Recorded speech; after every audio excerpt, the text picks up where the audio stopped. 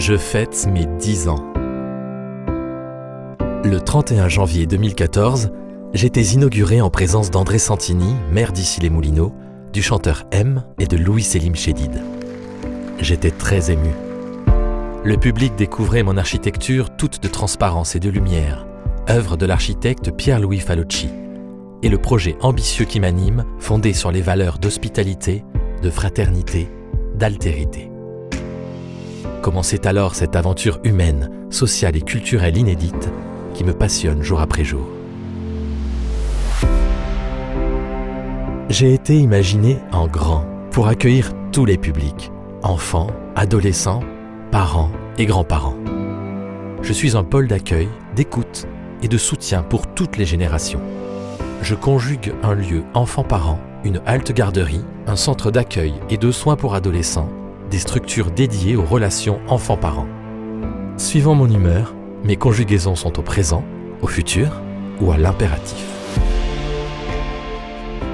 Les spécialistes de l'enfance et de la parentalité ont vu en moi une initiative inspirante par sa capacité à lier le social, le prendre soin et la culture en faveur du lien parent-enfant.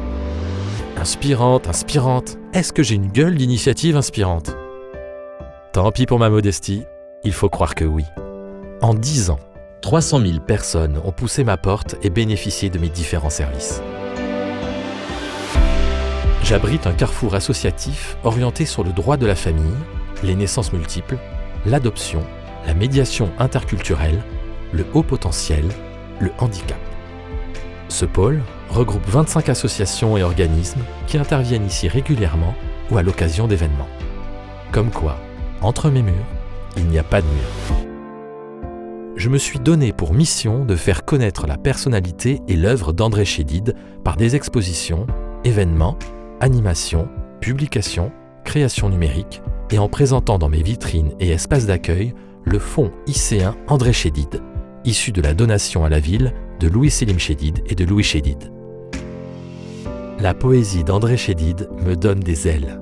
D'ailleurs, la poésie sous toutes ses formes est au cœur de ma programmation. Elle a valu à la ville d'Issy-les-Moulineaux l'obtention du label Ville en Poésie par le Printemps des Poètes. Et je n'en suis pas peu fier. Rencontres, cabarets poétiques, ateliers d'écriture, scènes poétiques ouvertes. En 10 ans, j'ai organisé pas moins de 400 événements poétiques, dans mes salles ou à l'ombre de mon olivier, symbole de paix. J'accueille aussi depuis 2021 des poètes en résidence grâce à la région Île-de-France.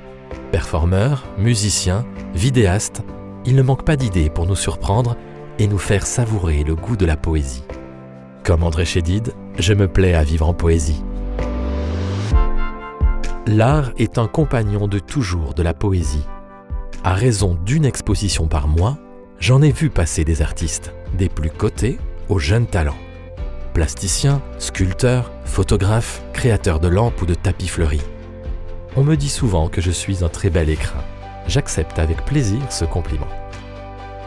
Pour ce qui est de la musique, les nombreux instrumentistes et chanteurs qui ont goûté l'acoustique de mon patio l'ont trouvé idéal. Leurs notes résonnent encore dans mon cœur. Aux amateurs, je dis n'oubliez pas, mon piano blanc vous attend ici-bas. Mon goût pour la poésie est bien souvent aussi une invitation à la pensée. Mon public le sait bien, qui guette mes cycles et conférences philosophiques et scrute ma programmation. Sur la connaissance, l'éthique, la philosophie de la nature, les philosophies orientales et bien d'autres sujets, je suis incollable. C'est-à-dire que je sais que je ne sais rien, sinon l'importance de l'échange, du partage et de la discussion. J'ai vu aussi passer de nombreux scientifiques qui scrutaient les abysses ou les poussières d'étoiles, d'autres qui inspectaient nos rêves ou écoutaient en mélomanes avertis le bel canto des baleines. Je les ai reçus à l'occasion des éditions de La Science se livre et bien souvent, je dois l'avouer, ils m'ont paru aussi poètes que les poètes.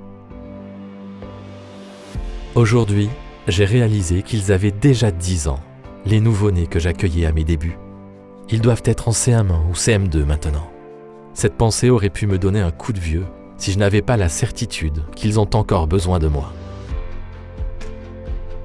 Ils sont plus que jamais les bienvenus, ainsi que leurs petits frères et petites sœurs. Nous avons encore tellement à imaginer ensemble.